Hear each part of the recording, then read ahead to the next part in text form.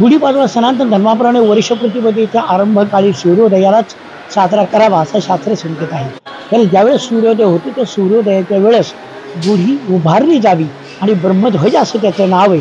म्हणून त्या गुढीचं पूजन करून पंचांगस्थ गणपतीची पूजा करून हे संवत्सर कसं जाईल याचं भविष्य वर्तवलं जातं आणि त्यानंतर बाबांची आरती होऊन गुढीपाडव्याच्या दिवसाची ब्रह्मध्वजाची पूजा संपन्न होते. असं साधारणतः इंग्रजी वर्ष 31 डिसेंबरला रात्री 12 वाजता सुरू होतं. तसं सनातन हिंदू धर्माचं वर्ष प्रतिपदेला चैत्र शुद्ध प्रतिपदेला सुरू होतं. शास्त्र तसं आहे तसा त्याचा संकेत सुद्धा असा आहे की प्रभू रामचंद्र गुढीपाडव्याच्या दिवशी अयोध्याला रावणावर विजय मिळवून प्रवेश केला होता. म्हणून गुढ्या उभारून त्यांचं स्वागत करण्यात आलेलं होतं. म्हणून आज तागायत तो प्रभू रामचंद्राचं अयोध्याच्या प्रथम आगमन झालं विजयानंतर. म्हणून त्यांचा आनंद उत्सव साजरा करण्यासाठी गुढी उभारण्यात येते आणि आजपर्यंत तो उत्सव साजरा करण्यात येतो. बाबा होते तेव्हापासून आजपर्यंत हा गुढीपाडव्याचा सण साजरा करण्यात येतो.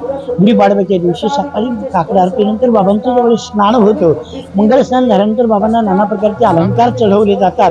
बाबांना सुवर्ण मुकुट त्या ठिकाणी चढवला जातो आणि त्याच्यानंतर बरोबर सूर्योदयाला माननीय जे अधिकारी असतील, कार्यकारी अधिकारी, प्रशासकीय अधिकारी किंवा चेअरमन यांच्या हातून त्या ठिकाणी गुढीपाडव्याची पूजा केली जाते. हे नवीन संवत्सर सर्व साई भक्तांना सुख समृद्धी प्राप्त होवो, धनधान्य प्राप्त हो असा संकल्प करून बाबांच्या स्मरण करून त्या ठिकाणी ब्रह्मध्वजाची पूजा केली जाते, गुढीची पूजा केली जाते, पंचांगस्थ गणपतीची पूजा केली जाते आणि त्या ठिकाणी ब्राह्मणाकडून वर्षाचं फल म्हणजे हे वर्ष कसं जाईल, पाऊस कसा होईल, धनधान्य कसं भेटेल, रोगराई होईल का, हा संपूर्ण भविष्याचा आढावा त्या ठिकाणी घेतलेला असतो. म्हणून ते संवत्सर फल त्या ठिकाणी वाचले जाते. आणि त्या ठिकाणी ब्रह्मध्वजाची पूजा झाल्यानंतर निंब वृक्षाचे कोळी, पाणी, चिंच, मिरे, जिरे आणि गुळ या 5 वस्तू एकत्र मिश्रित करून त्याचा नैवेद्य दाखवला जातो. आणि त्याचा नैवेद्य दाखवल्यानंतर बाबांची शिर्डी माझे पंढरपूर आरती होते आणि त्यानंतर तो प्रसाद सगळ्यांना वाटला जातो.